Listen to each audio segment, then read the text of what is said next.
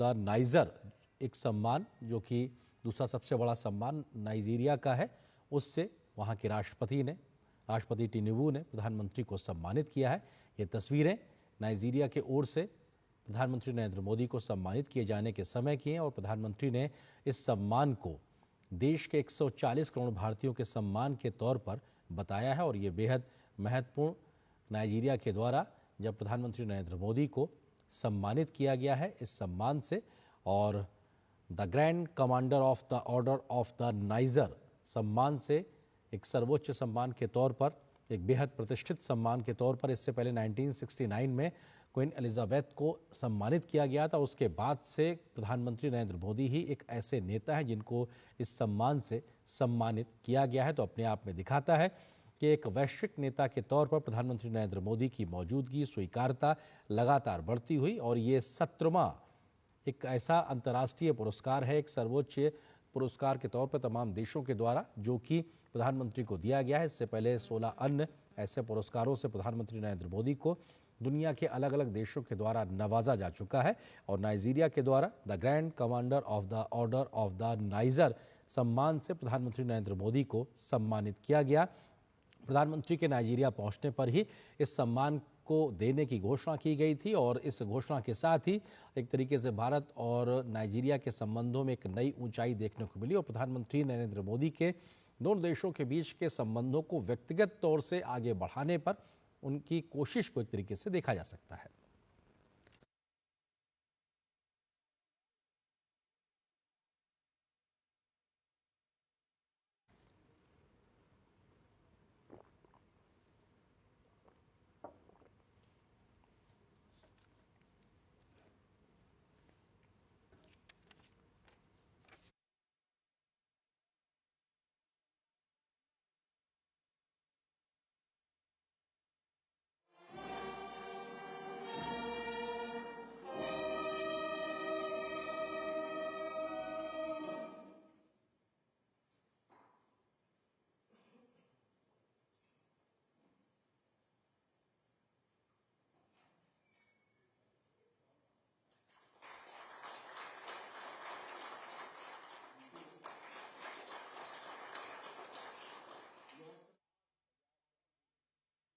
Nigeria के राष्ट्रीय पुरस्कार grand commander of the order of the niger से सम्मानित किए जाने पर मैं आपका, नाइजीरिया की सरकार और लोगों का हृदय से आभार व्यक्त करता हूं।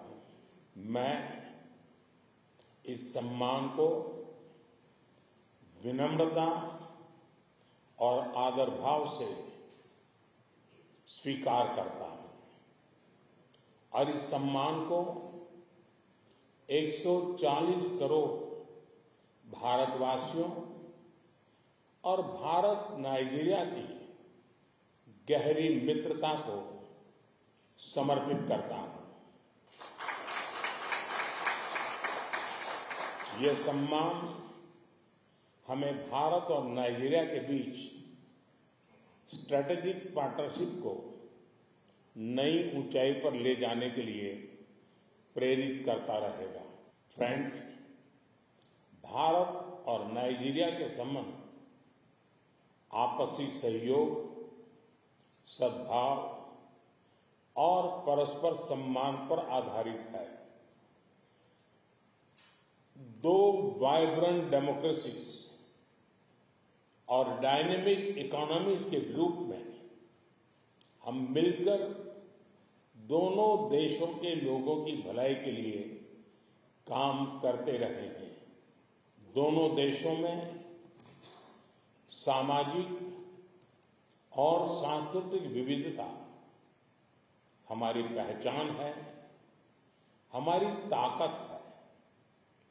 नाइजीरिया के रिन्यूड होप एजेंडा और विकसित भारत 2047 के बीच कई समानताएं हैं। पिछले साल राष्ट्रपति टिनुबू की भारत यात्रा से हमारे संबंधों में नया आयाम जुड़ा है। आज अपने आपसी सहयोग को और अधिक सुदृढ़ और व्यापक बनाने पर विस्तार से चर्चा की। अर्थव्यवस्था, ऊर्जा, कृषि, सुरक्षा, fintech, small and medium scale enterprises और सांस्कृतिक क्षेत्रों में नई संभावनाओं की पहचान की है।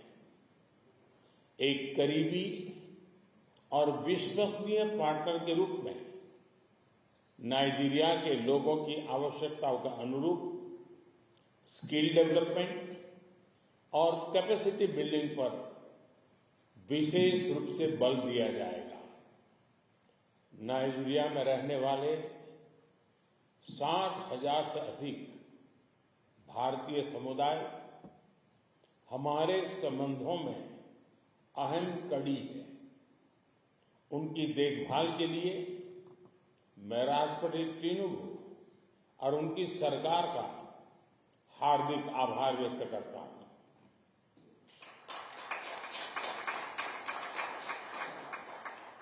फ्रेंड्स, अफ्रीका में नाइजीरिया की बहुत बड़ी और सकारात्मक भूमिका रही है और अफ्रीका के साथ करीबी सहयोग भारत की उच्च प्राथमिकता रहा है। हमारे सभी प्रयासों में हम नाइजीरिया जैसे मित्र देश के साथ कंधे से कंधा मिलाकर आगे बढ़े हैं। भारत और नाइजीरिया भी मिलकर दोनों देशों के लोगों और पूरे अफ्रीका महाद्वीप की समृद्धि के लिए मिलकर आगे बढ़ेंगे। हम करीबी समन्वय के साथ काम करते हुए ग्लोबल साउथ के हितों और प्राथमिकताओं को महत्व देंगे। एक्सेलेंसी, एक बार फिर इस सम्मान के लिए मैं 140 करोड़ भारतवासियों की ओर से बहुत बहुत आभार व्यक्त करता हूं।